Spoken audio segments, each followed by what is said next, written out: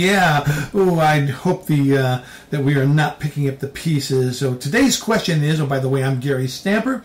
Today's question is the shift hitting the fan? And, it's already started. Call it what you want. The apocalypse, doomsday prophecy, consciousness rising, cognitive dissonance, a paradigm shift, whatever.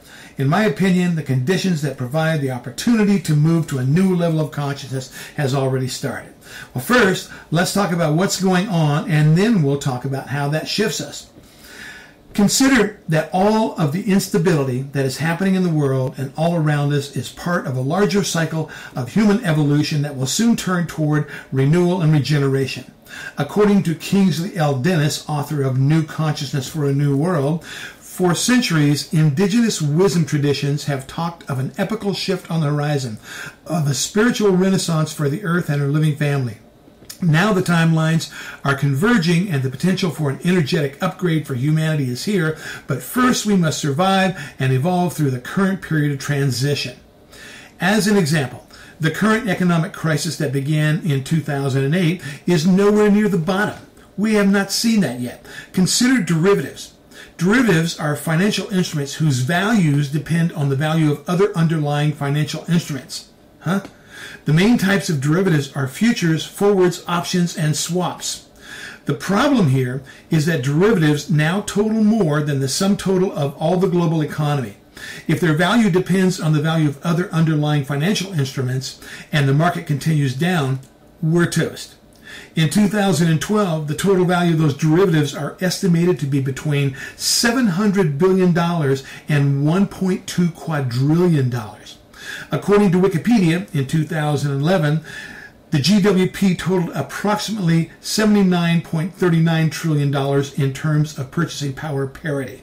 There is more owed than is possible to pay off, and a system reset is inevitable. Now, there also seems to be no effort to fix this problem, only to kick the can down the road because, as we say on our website, the level of consciousness that created the problem cannot solve it. The bloated, greedy system that has become the financial markets is no longer sustainable and heading down the tubes fast. The power elites who created this situation are largely going down with it. They have no idea what to do about it. Forget the powers of be, forget the elite, whatever. They don't know what's going on here either. The only thing they know is to throw money at it, yours and mine. These are people who believe they know what's best for you and that the best citizens are ignorant citizens. Now, it should be obvious to all of you who have watched your 401k shrink that this system doesn't work. Thank God Social Security wasn't dumped into the market as some wanted. Not that it'll make much difference in the long run. Nothing less than a total revamp of the financial system and structure could have saved it. But it's possibly too late for even that now, as it may be for the environment and energy as well. The future appears more and more unpredictable, uncertain, and often on the fringes of instability. Is it only a matter of time here? Is there too much complexity? And when there is, what happens? Have we exceeded our ability to control what we've created? There's going to be a lot of pain for a lot of people. Paradigms don't die easily, and the patriarchal paradigm that spawned the current crisis will be no exception. For the first time ever, the U.S. military is deploying an active duty regular Army combat unit for full-time use inside the United States to deal with emergencies, including potential civil unrest. Now, I've mostly touched on the financial crisis, giving a passing nod to climate change and peak everything, although there are comparable problems coming at us from each of those sectors as well, all in a perfect storm of catastrophes. So how does this imply a transition or a shift? Well, we have reached what is called the chaos point for transformation.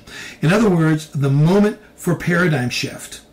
Periods of chaos, complexity, and upheaval are evolutionary agents that act to trigger rapid developments and growth, and it places us, individually and collectively, in a position where we are more or less forced to wake up. Cognitive dissonance, an uncomfortable feeling or stress caused by holding two contradictory ideas simultaneously.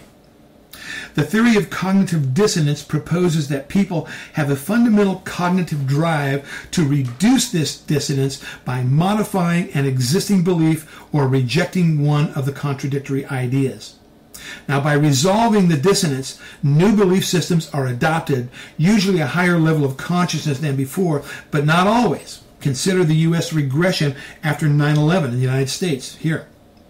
As the power elite self-destructs, the opportunity for a new level of thinking arises. This will be the challenge.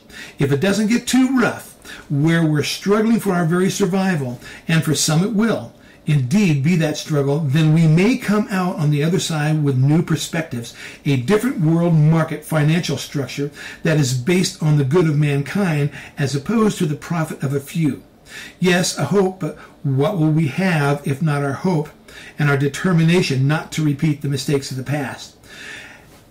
As spiritual leader and writer Dwayne Elgin writes, it is the immense suffering of millions, perhaps even billions, of precious human beings coupled with the widespread destruction of many other life forms that will burn through our complacency and isolation.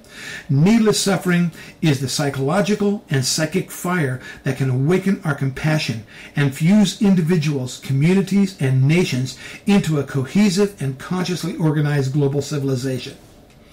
My advice in these momentous times are, repeated throughout our website, Collapsing into Consciousness, is to prepare as much as possible, physically, emotionally, and spiritually.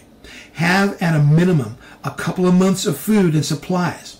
Lay low and surrender into the moment, knowing that our petty wants and needs will serve a larger consciousness.